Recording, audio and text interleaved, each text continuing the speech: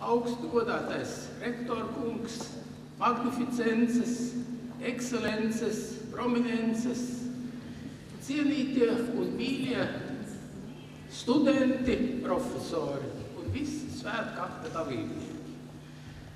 Man rektors aicināja sacīt dažus vārdus arī no zinātnes vēstures viedokļa. Un šķiet, vakars iet uz beigu pusi, un šī diena un šis svinīgu vakars Rīgas latviešu vēsturiskajā namā piederēs Latvijas vēsturei kopumā, jo mēs svinam ne tikai vienas augstskolas dibināšanas gada dienu. Kaut, protams, es sveicu Rīgas Tehnisko universitāti, kā izcilu Latvijas universitāti. Mēs svinam augstākās izglītības pastāvēšanas 150 gadus Latvijā, jo Rīgas politehnikums, kā jau te tika teikts, ir savā ziņā alma mater vismaz divām Latvijas augstskolām, Latvijas universitātei un Lauksaimniecības universitātei. Un droši vien arī šis vakars tiks sīk apcerēts augstākās tehniskās izglītības vēstures 5. sējumā, un nākamās paudzes vērtēs, kā tad tika atzīmēta un kas notika, kad Rīgas Politehniskais institūts svinēja 50 gadu jubileju 1912. gadā, 100 gadu jubileju 1962. gadā, 150 gadu jubileju 2012. gadā, kādas bija noskaņas sabiedrībā katru reizi. Un, kā jau arī ministrs Ķīkungs apsolīja, laikam varēsim nosvinēt arī ne šī kompānija, bet kāda cita, arī 200 gadu.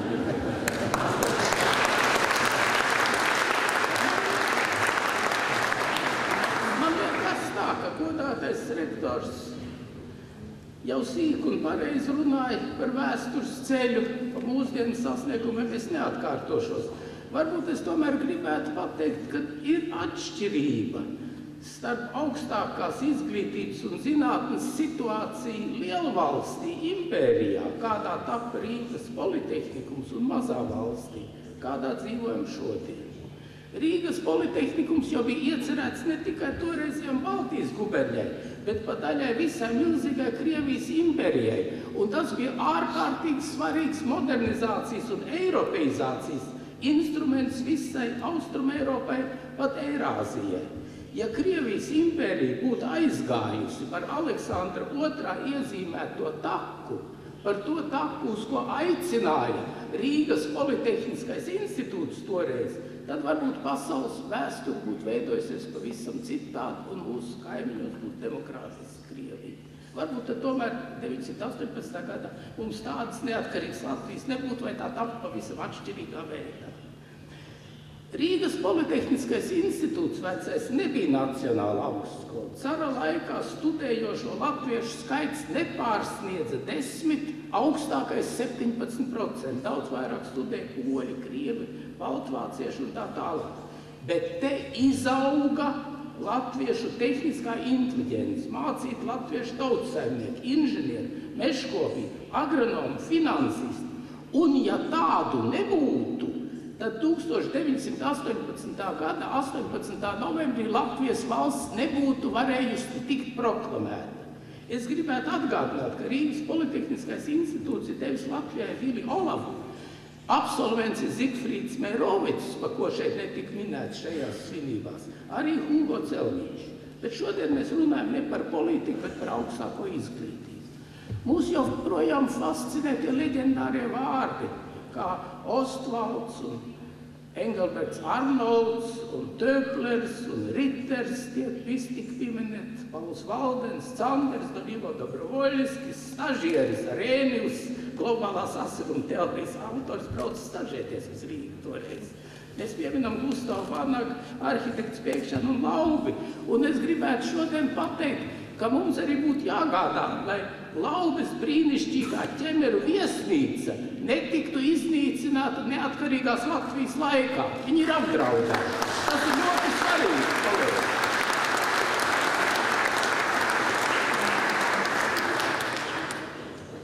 19. gadsimta, 20. gadsimta mija tā bija Rīgas kā pētniecības un inovāciju centra ziedu laiks. Rīga bija Silikona ielai Krievijai. Rīga bija skaistas arhitektūras citadele. Mēs tad priecājamies par tām celtnēm, un arī par tām, kas tagad to, bet mazāk varbūt. Bet, ja mēs runājam par Latvijas zinātni un augstāko izglītību šodien, tad arī tai ir starptautiski atzīti panākumi, par kuriem pārliecinoši runā rektors un filma, bet tomēr vecā Rīgas Politehniskā institūta sasniegumus vēl pārspēt nav izdevies. Es domāju, ka ar daudziem mūsu zinātniekiem un arī ar pašu Rīgas Tehnisko universitāti Latvija pamatot drīkst lepoties, lai gan pēc formāliem kritērijiem Baltijas universitāšu vidū pagaidām Latvija vēl ir tāda bronzas medaļas saņēmēji skaitās. Bet es domāju, ka tas arī īsti pareizi nav. Zinātnes un augstākās izglītības attīstība atjaunotā Latvijā visumā tomēr nav bijusi veiksmes stāsts vien. Tas mums šodien jāatzīst. Pārējot no lielvalsts uz mazu valsti, atbalsts zinātnē ir krasi sarucis. Gan no sabiedrības, gan no varas elites puses. Finansējuma un inovatīvo tehnoloģiju ziņā Latvija ierēdinājās, diemžēl, pēdējās vietās citu Eiropas Savienības valstu vidū. Un arī Nacionālā attīstības plāna projekts, diemžēl, augstākai izglītībai, zinātnei un inovatīvām tehnoloģijām neierāda tādas pozīcijas, kuras mūs varētu ātri izraut no atvalicības. Viss tas ir jāpasaka lielās jubilejas reizēs, lai to zinātu tie nākotnes vēsturnieki, kas rakstīs par Rīgas Tehnisko universitāti 200 gadu jubilejā. Ceru, es esmu pārliecināts, ka tomēr rakstīs, jo arī mūsu valsts prezidents Bērziņš, kas šodien ir kļuvis Rīgas Tehniskās universitātes godabiedrs, vakardienas intervijā dienā ir sacījis, ka vismaz pēc 47 gadiem Latvija sasniegs Eiropas Savienības attīstītāko valstu vidējo līmeni. Bet tas ir ļoti svarīgi, kolēģi. Bet te ir nepieciešams, lai mums būtu ražošana, lai mums būtu celtniecība, lai būtu darbs inženieriem, arhitektiem, ķīmijam Latvijā, un lai visa Latvija neaizmēgtu prom. Lai mēs nedzīvotu pēc 50 gadiem tukšā Latvijā vai imigrantu pilnā Latvijā. Un ar visu to es gribu izteikt pārliecību, ka arī šodien Latvijā tomēr ir augsta Eiropas līmeņa augstākā izglītība, kur varbūt būtiski nemitīgi jāuzlabo, ir vajadzīgs reformas, par kurām jādiskutē, bet noniecināt vispārējo augstākās izglītības kvalitāti ne tikai šajā jubilejas vakarā, bet vispār. Tas tomēr ir taktiski aplabi un nesaprātīgi.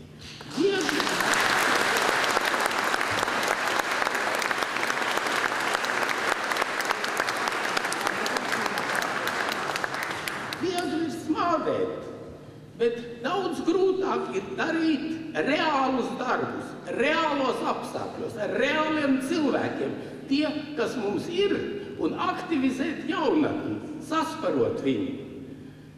Savulaik Rīgas Politehniskā institūta rektors Pauls Valdens, pasaules slavens zinātnieks, kurš vienīgais 2 reizes bija rektors, vārdsakot, kuram bija jāvada augstskola viskritiskākos momentos, nesalīdzinām grūtākos apstākļos. Viņš izveda augstskolu no krīzes, paveica, un mēs šodien pastāvam. Protams, arī šodien mazliet konservatīvāk gaisotne, varbūt ir jāpārveido, bet viss tas ir jādara evolūcijas ceļā. Gan iesaistot jaunus cilvēkus un varbūt arī aicinot pārstāvis no ārzemēm. Es gribētu pieminēt vienu piemēru. Vilhelms Ostvalds iebrauc 1881. gadā, atgriezās savā dzimtajā pilsētā un, sapratiet, ķīmija 5 gados lēcienveidīgi pārveidojās. Viens cilvēks var visu pārveidot. Jāatrod ir vēl īstie cilvēki īstajā vietā.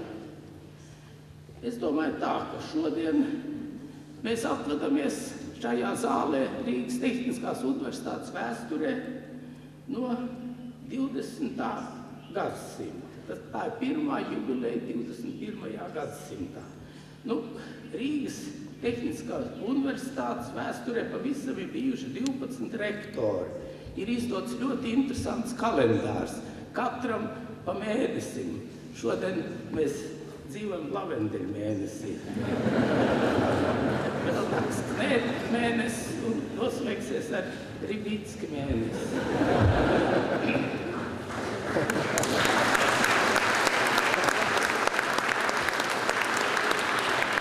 Pēdējais 20. gadsimta ievēlētais rektors ir bijis profesors Ivars Knēts.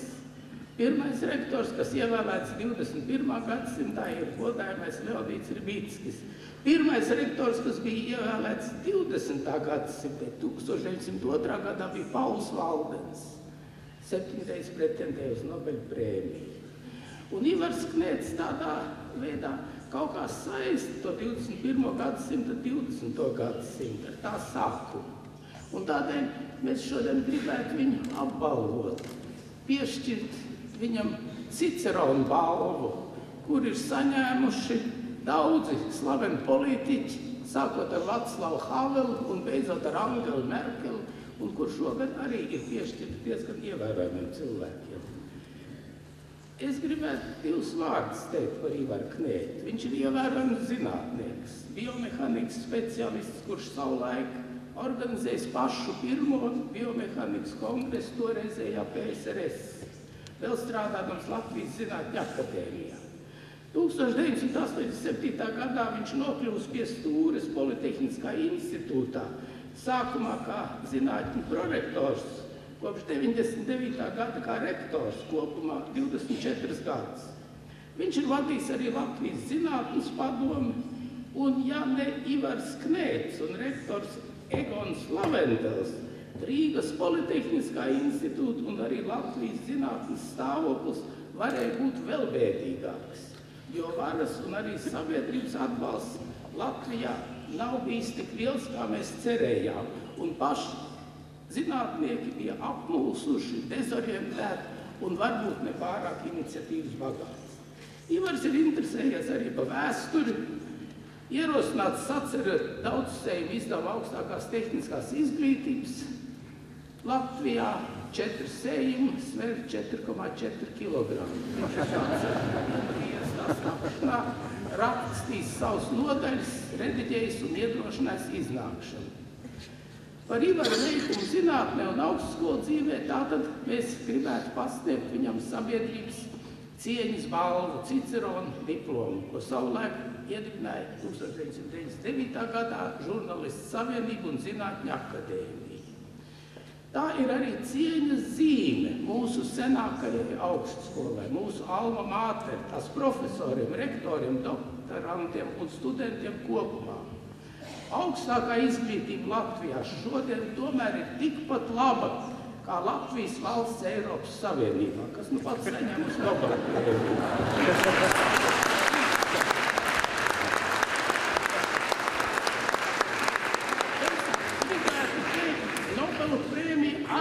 Pašā labākajā tās vēstures brīdī.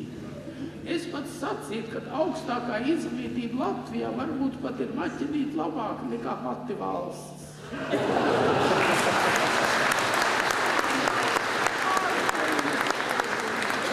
Ir nepieciešams abām Latvijai, un to es saku Latvijas patriots no sirds, vārdu sakot.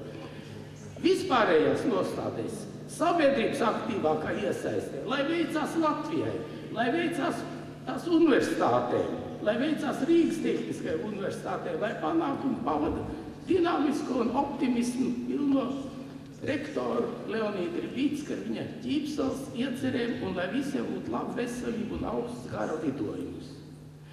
Un nobeigt es gribētu ar pirmā 20. gadsimta rektoru Paulu Valdenu vārdiem.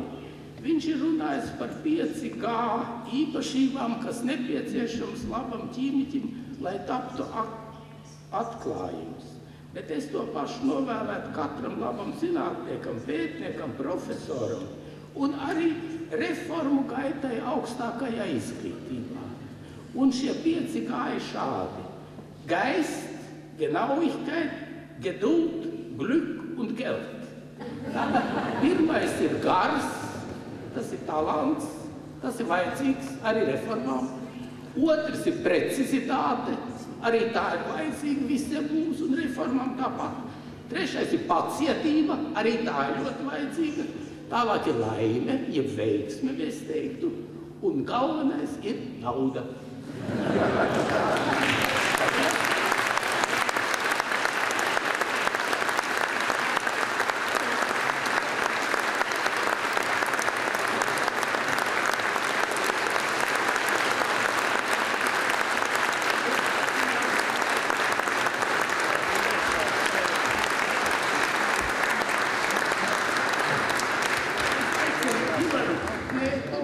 Un arī Cicerona balvas koordinātoru Miervaldu Mozeru. Tātad Cicerona balva ir piešķirta Ivaram Knētam par ievērojumu devumu Latvijas zinātnē un augstākajā izglītībā. Kā žūrijas komisijas priekšsēdētājs es to esmu parakstījis šovakar 13. oktobrī šajās telpās.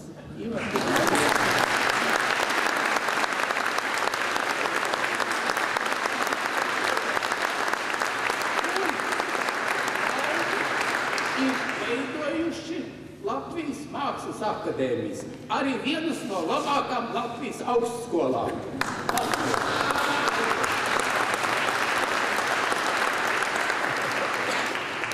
Kā šeit ļoti daudzi klātesošie arī Cicerona balvas saņēmēji, arī žūrijas pārstāvji zina, ka tik vienkārši šī balva pie saņēmēja neaizceļo. Ir randomā tādā izvēlē jākomentē kāda Cicerona sentence. Un sentence ir tāda, šoreiz Ivar, koncentrējieties, tas ir mums pārsteigums. Tie ir Cicerona vārdi, kas ir ļoti svarīgi šeit zālē esošajiem, visiem Latvijas iedzīvotājiem, un dažkārt šie vārdi karājas kā Damokla zobens pār tiem, kuriem tas ir rakstīts darba istabā. Tie ir Cicerona vārdi. Viens likums, viena taisnība visiem. Sakiet, Ivar, kā tas sakrīt ar jūsu vērtību sistēmu?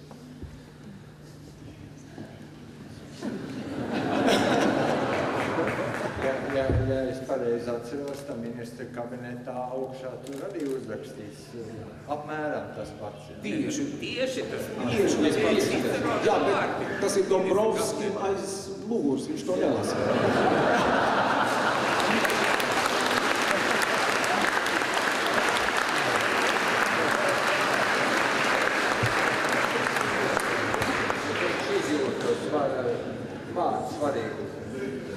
Un jūs kā būdams spožs zīmols vai zīmola sastāvdaļa Rīgas Tehniskajai universitātei, vai jūs tādā akceptējat to? Protams.